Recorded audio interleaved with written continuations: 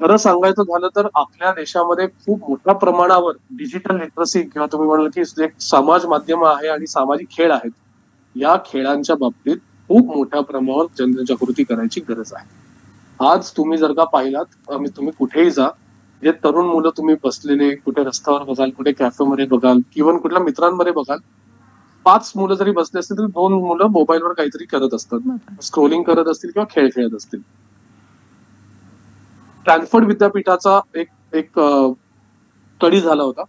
त्या विद्यापीठाच्या स्टडीनुसार जुगार खेळल्यामुळे आपल्या मेंदूचा जो भाग सक्रिय होतो, तोच भाग हे सामाजिक खेळ खेळल्यामुळे किंवा समाज माध्यम वापरल्यामुळे होतो. थोडक्यात काय, तर सामाजिक खेळांमुळे सुद्धा तुम्हाला प्रचंड प्रमाणात व्यसनाधीनता असू शकते.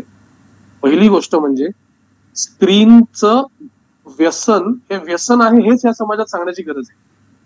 अजून आपल्या लोकांना ते मान्यच नाहीये की आम्ही मोबाईलवर 4-5 तास घालवले तर काय झालं, आम्ही ठरवून घालवत नाही. त्यांना सांगण्याची गरज आहे की जसा एक अल्कोहोलिक किंवा कुठल्याही व्यसनाधीन झालेला माणूस आहे, तो ज्या व्यसनाच्या आहारी जातो तसं सबकॉन्शियसली आपण सगळ्या या देशामध्ये त्याच्या आहारी गेलेलो आहोत. छोटं उदाहरण देतो. आपण बसलो असताना कधी तुमच्या जर का लक्षात आलं की अनावधानाने आपण शांतपणे बसलेलो आहोत आणि अनावधानाने आपला हात आपल्या मोबाईलकडे जातो, आपण स्क्रीन बघतो, काही मेसेज आलाय का नोटिफिकेशन आलंय का बघतो आणि खाली ठेवून देतो.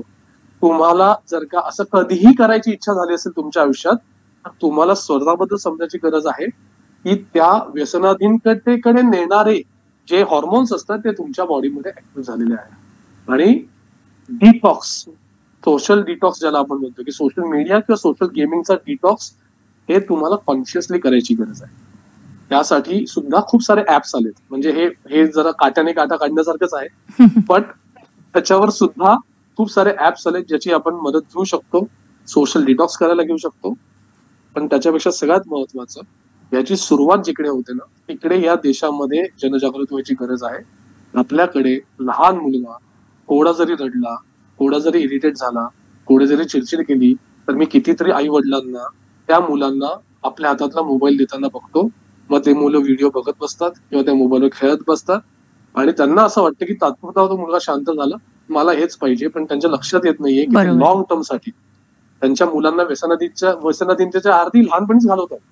तर तिथे पहिल्यांदा थांबलं पाहिजे. तुमच्या मुलांना वयाच्या 8व्या 9व्या 10व्या वर्षापर्यंत शक्यतो स्क्रीन टाइम देऊच नका. असं काहीही मोठं ब्लंडर होणार नाहीये जर का त्यांना स्क्रीन दिला नाही तर. जे कोणी असं मत प्रवाद करतात की डिजिटल युग आहे, मुलांना लहानपणापासून स्क्रीन पाहिजे वगैरे वगैरे, असं शास्त्रोक्तदृष्ट्या कोणीही अजून सिद्ध केलेलं नाहीये. आपल्याला डिजिटल लिटरसी कधीही आयुष्यात शिकता येते आणि 10 वर्षानंतर शिकली तर त्यात काहीही वाईट नाही. जे मोठे मोठे सोशल मीडियाचे ऑन्ट्रप्रनर्स जगामध्ये आहेत, ते आपल्या मुलांना सोशल मीडिया ऍप्स पासून, मोबाईल पासून ठरवून दूर ठेवतात. मार्क झकरबर्ग असेल किंवा तुमचा तो टिकटॉकचा फाउंडर असेल किंवा कोणी असेल, ते आपल्या मुलांना सोशल मीडियाचे गेम्स देत नाहीत, कारण की याचे धोके त्यांना माहिती आहेत.